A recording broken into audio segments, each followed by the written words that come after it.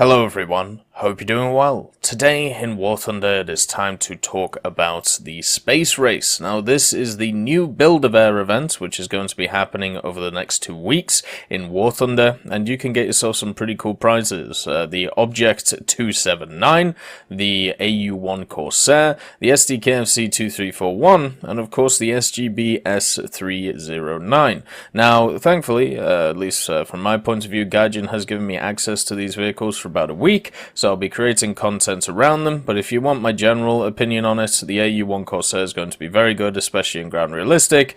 SDKFC has access to a 20mm high velocity at 1.7, very powerful. SGB is a worse version of the tech tree version, but still should be pretty good with the 40mm, and the Object 279 is going to be, at least right now, at 8.3, and we'll have to see how it does, but I don't think it'll do too well. But then again, it is another Soviet heavy with an autoloader, so you never know. Anyway, so the other thing I do want to mention before we get into it is that there was a piece of news that I missed earlier on, and it was the new revolutionary War Thunder controller.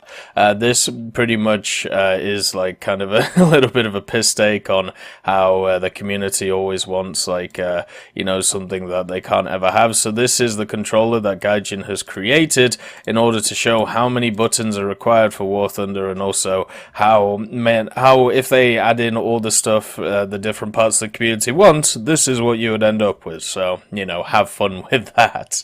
The next thing is, if you want tips and tricks on how to do the space race, I'll probably make a video on it either today or tomorrow. Unfortunately, I'm not feeling very well right now, so we'll have to see how it goes. But the number one trick I can give you is to pretty much just join the Tech Hub Discord. There is a link in the description of this video. On the Tech Hub, we're going to be creating a specific room which will give you all of the information required in order to be able to build these machines and understand how they all work. I will go over a general overview in this video for you so you can also understand, but if you need more information, the Tech Hub Discord will be able to give it to you. At the same time as well, during these quarantine times, we are going to be running one giveaway every day for a month, so 7 giveaways of games a week, and this means that anybody can enter. Anyone on the Discord can have a go with it and try and, you know, get some games. The reason why we're doing this is to give back to the community who has supported us for a very long time, and since we are, you know, all isolated, sometimes it's better to try and give that community feel. We also have a few competitions going on, such as art competitions and stuff like that, so make sure to check them out, and also, as I said, the manual room for the space race. So, how does the space race work? Well, first of all, you need to understand that it's very much similar to a lot of the other Build-A-Bear events that we have in the game. Now, if you want to know how those work, pretty much if we go to the game itself, when it comes to, you go to your workshop, it shows you a bunch of different materials. You earn those materials in games, and then you assemble those materials, put them together, create these materials here, the blue ones, and then you use the blue ones to create the rocket's construction, and then you move on from there to actually fire the rocket. Pretty much what you're doing is you are taking the basic source materials, so these ones that you earn in battles, creating the rare components, using the rare components to build what is seen as the rocket, and then using that rocket alongside of fuel and oxidizer, which you get through random battles as well, to send off or launch the rocket and be able to get yourself a part of the Object 279. The whole theme of this is that you are trying to transport the 279 from space back to Earth, so you can pretty much use it, and in doing that, you know, you get yourself a 279, or you get yourself a bunch of other goodies. So pretty much all you have to do is just keep clicking over and over and over again with the different materials to create the different pieces, and then put these pieces together. Now, these question marks lead to other parts of these stages that you have to build. So I know for a fact at least the first stage has at least 3 of these areas. So don't be fooled by how simple the rocket construction is. It is a lot less simple than you may believe. save. And we'll talk about how to get the parts, we'll talk about all this, but just from a simple point of view, if you play the game, just keep clicking on these when they are available, and then keep clicking on these when they're available, and then when this is available, which is after 80 things overall, then you'll just keep clicking until you build stuff. And then in order to actually build the Object 279, you need 3 parts. So you need to create the turret, you need to create the next part, which is probably the chassis, and then the hull as well, which it says right here. So these will need exactly the same amount of parts to build, because you are actually building the rockets themselves instead of the pieces of the 279. You're transporting the pieces of the 279 across. And if you want access to the other 2 vehicles, the SGB that you can find here and the SDKFC 2341, you just need to do the turret twice in order to exchange it for them. So overall, if we're being, serious about what you need to build all of these vehicles, you will need to go through this rocket building process that, I've showed here. You will need to go through this rocket building process 8 times. You need 3 for the higher tier vehicles, the 279 and the AU1, so you need 1, 2, and 3 on each of these, and then from the lower tier ones you need 1 of just the turrets. So if you build 8 rockets overall, you will be able to get all 4 of these vehicles. That's how it is looking right now. That is how it should be. So let's talk about how you actually get the parts, from building the rocket. As I said, if you just keep clicking through the workshop after playing battles, you'll eventually get stuff. So there are 2 major components and then kind of a minor component. So the first major component is raw materials for assembly. This was the first part that I talked about here. The raw materials for assembly, if we have a look here, are these, right? So you get, asbestos fiber, coal, illuminite, iron ore, copper ore, and bauxite. And now all of these, at least right now, can actually be exchanged for the other ones. So let's say if you need, a certain amount of, coal, but you are only getting, let's say you are only getting something like iron ore, you can actually one-to-one exchange it in this screen. So if you are behind, or if you want to build something, you can actually exchange it here, which is kind of nice. So you need a certain amount of these what is known as raw materials to be able to build the rare parts, which we talked about here. Then you use the rare parts to create the rockets, then you use the rocket alongside the fuel and stuff to get the pieces of the vehicles. It's as simple as that. It's a simple step process and all of that. So you take these raw materials which you gain from these containers. Now you earn a container every 10 minutes when it comes to battles. You have to be in a vehicle of rank 2 or above, battle activity of 50% or higher, and each of these containers has 7 to 10 units of raw materials and a 10% chance for a random material. Now this is probably something such as a rare material. There are a few of them which you need, such as iron, which you can build, so it isn't too bad, but my guess is there's going to be some area of it where you're going to need some unique parts, and unfortunately that's going to have a weird drop rate to it. Then every 10 minutes you also get the oxidizer and the fuel as well. So these are your 2 main key components, and you just get them by playing the game.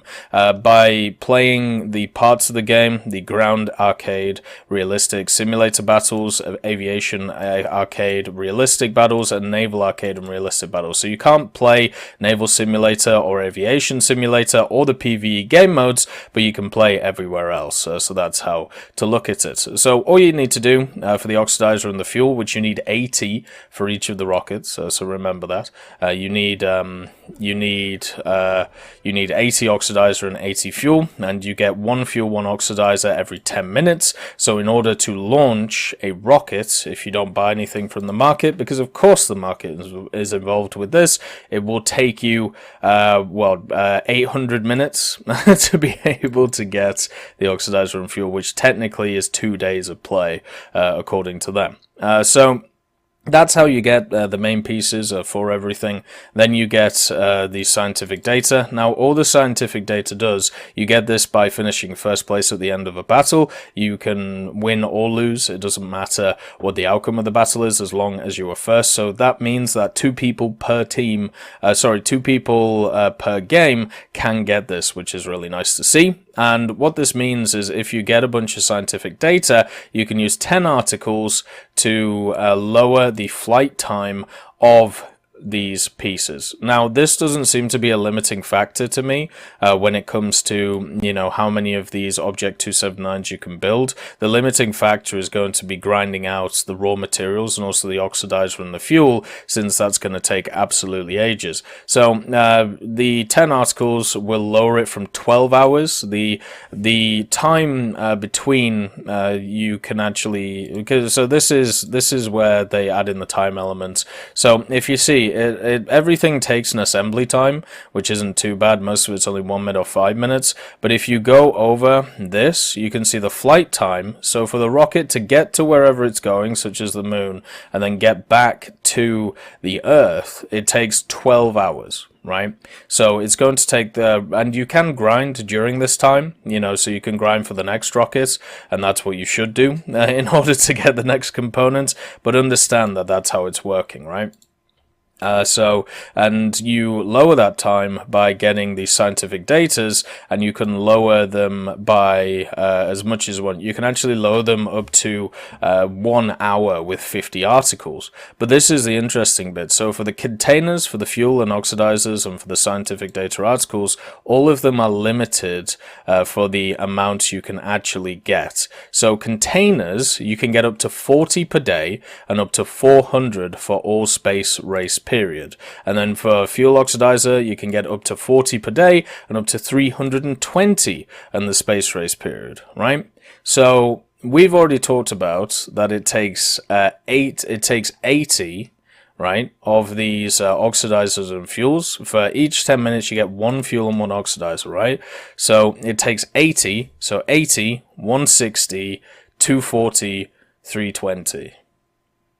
So technically, if you have a look at these and you have a look at how these rockets are working, unless there is something I'm missing, you can't actually get all of these vehicles, which I might be missing. You know, there might be something that I am missing in this, but if you can only get, if you can only get this many of them, it says you can get no more than 320 of these for the whole time, and no more than 40 items per day, and it takes 80 of them in order to fire the rocket. So that means that you can only get, you know, as I said, 4. So you can only create 1 for these vehicles, and then get a smaller vehicle as well. You can only get half of the rewards unless you use the market. Now, as I said, I might be wrong about that, but if that is the case, that is absolutely terrible, and it needs to be changed.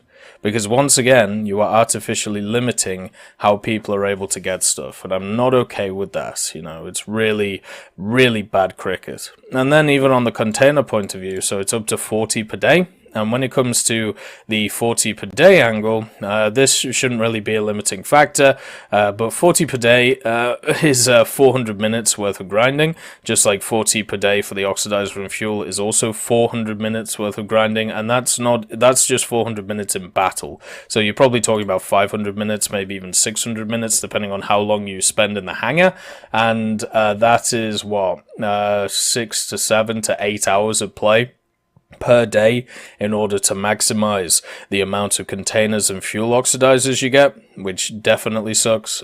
So up to 40 per day of these and 40 of the containers, and every 10 minutes, so makes sense, it's 400 minutes. I don't think the container is going to be an issue. The oxidizer literally has a hard cap on it, so that's going to be the problem. You can get 400 containers overall for this whole thing, so that is right now you know, you can nearly get a ridiculous amount of parts, since you get 7 to 9 units of raw materials per thing. Now, unless the 10% here is talking about, you know, the oxidizer and fuel, it says containers as well as oxidizers and fuel can be obtained in battle several times, and the remaining time will be transferred to the next battle, so at least you're not wasting time. But as I said, the main problem that we're looking at here is this right here, how they are actually limiting you by the fuel in the oxidizer. So that is a problem. Also, the scientific data articles, you can get up to 200 for all the space race period, so this means that you can quicken up 4 rockets at all, and it doesn't say that you can reuse rockets or anything like that. So yeah, if you're going to really plan this out properly, you need to plan out which one of these you can get, and then which one of these you can get, since unless you want to use the market, you're not going to be able to get any more. I'm really annoyed that they keep doing these and limiting player choice in them, and they keep limiting them even more. And the reason why they're limiting them is because of this right here. It's because of the fact that they can sell them later on the market, and people have to spend real money for them. I would rather they made it so people actually had, you know, fully access to all of this stuff, instead of being in this situation where you have to pick and choose what they want. I remember when Kirill did that Q&A stream, and he said that these events, these Build-A-Bear events, were for the individuals who would grind the game the most, who were dedicated to the most for the game, and, you know, they were actually able to get these. You've literally made one here where you fucking can't. You've made it so you can't grind out all the vehicles in this event. So which is it? Dumb, innit? So yeah, it's how it is. But the main thing is, at least you know how to get some of these vehicles, and if you need more help when it comes to the vehicles, make sure to check out the Tech Hub Discord. I'm going to be grinding through this, as I always do, probably doing updates per day, you know, talking about how it's going, and you can use any rank 2 vehicles and above, so it's not like, you know, you're going to really be, you don't have to use like high tier stuff or anything like that. It should be fine. It's just kind of annoying. There's also a little bit for the PlayStation and Xbox players. They've once again made it a little bit easier for you guys, since you don't have access to the market, which is good. You know, that's how it should be. And yeah, just make sure to try the event, try and get as much out of it as possible, and have a bit of fun with it. As always, I hope you all have a wonderful day, and I'll see you next time. I just want to thank Ambrosius McClellan, B. Young, Blackie, Chris Giltnane, Daniel Stanton, Jay Wilt, John Ryman, Martinez, Super Cacti, Trigger Hippie, Eugens Terry, and also Elove Goat and Samuel Slick for supporting the channel.